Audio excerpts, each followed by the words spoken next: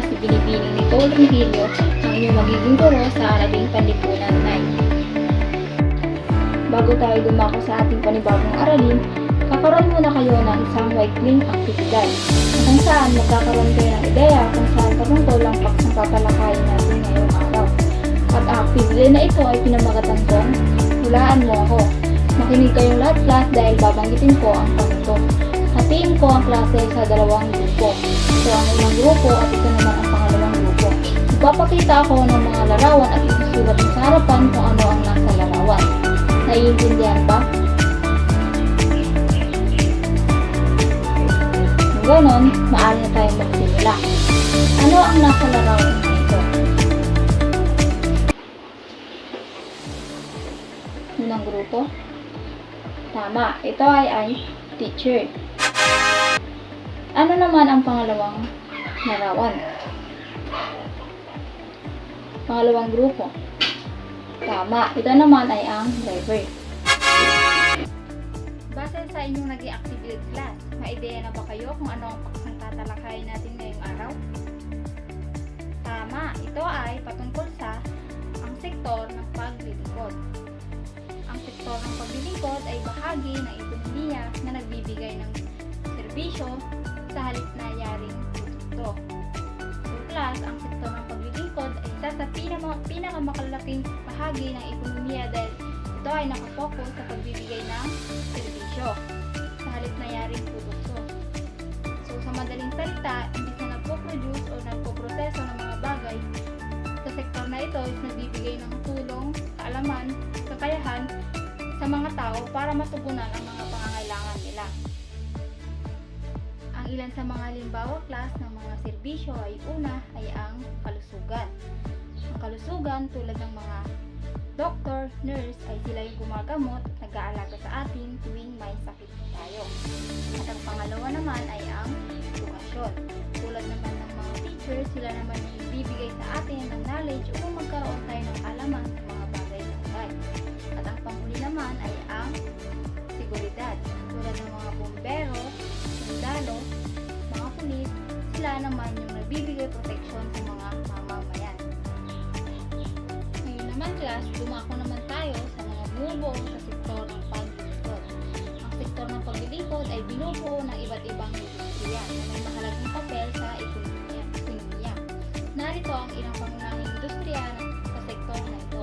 Una ay ang kalakalan at serbisyo. Ito ay tumutukoy sa pagbebenta, pagbili ng mga produkto o serbisyo.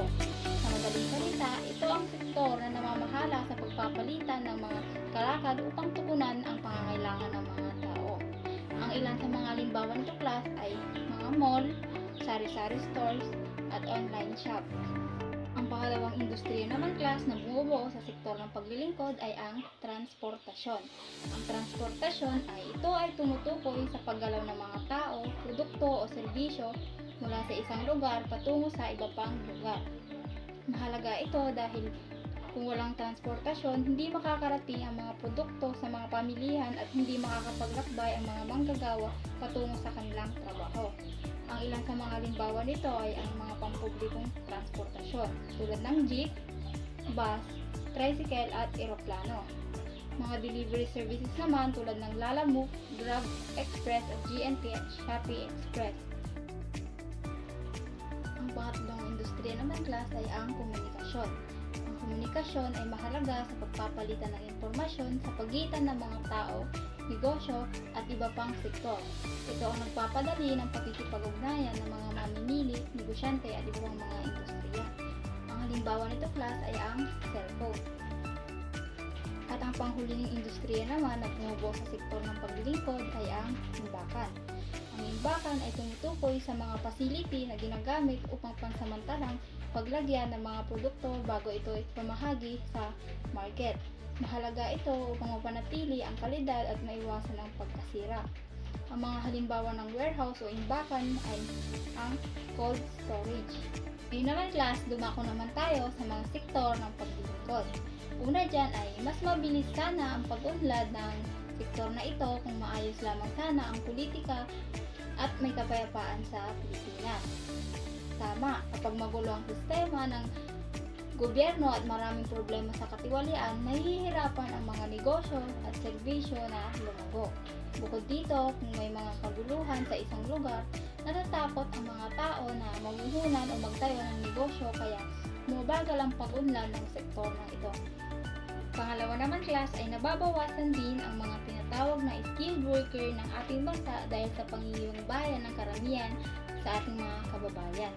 Marami sa ating mahuhusay na manggagawa o skilled worker sa English tulad ng nurse, teacher, doktor at engineer na mas pinipiling magtrabaho sa ibang bansa dahil mas mataas ang sahod doon. Dahil dito, nababawasan ang mga skilled workers sa Pilipinas, kaya may mga negosyo o serbisyo na nagkukulang sa mga bihasang empleyado. At ang panghuling hamon sa sektor ng paglilingkod naman class ay ang patuloy na naaapektuhan ng mga black market ang mga lisensyadong negosyo ng ating bansa. So, ano nga ba ang black market? So, ang black market class ay ito ay tumutukoy sa illegal na pagbebenta ng mga produkto o serbisyo na hindi dumadaan sa tamang regulasyon ng gobyerno. Maraming legal na negosyo ng black market o illegal na pagbebenta dahil hindi ito rehistrado sa gobyerno, hindi ito nagbabayad ng tamang buwis kaya mas mura ang produkto o serbisyo. Dahil tapos na tayo sa ating talakay ngayong araw, may mga katanungan pa ba kayo o nais bigyang linaw? Kung wala, ako naman ang magtatanong. Kung naunawaan nyo ba at nakinig nga kayo sa ating tinalakay ngayong araw? Ano ang kahulugan ng sektor ng paglilingkod? Tama, ito ay nakafocus sa pagbibigay ng serbisyo imbis na sa yaring produkto. Magbigay naman ng dalawang bumubuo sa sektor ng paglilingkod. Tama, kalakalan at komersyo. Tunay nga na kayo ay nakinig at natuto sa ating tinalakay ngayong araw.